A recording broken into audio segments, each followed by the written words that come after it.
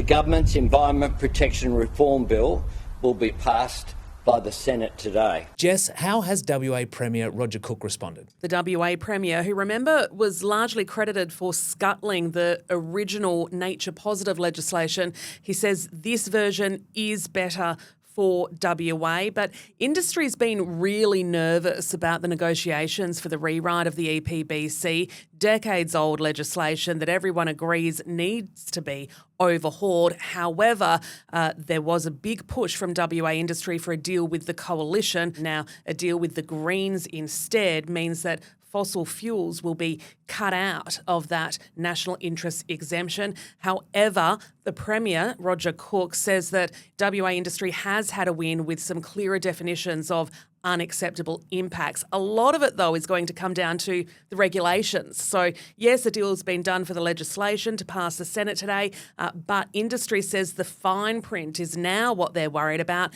They're urging the state and federal governments to really get moving on a bilateral agreement. That's the key to ensure that big projects don't have to go through one set of approvals, then another, dragging it out for years. Instead, both processes can be fast-tracked at the same time. Roger Cook says it could happen within a matter of months. He also wants gas projects to be included in that. So there's a lot that's still really a bit unclear, even though the ink's now supposedly dry on a deal.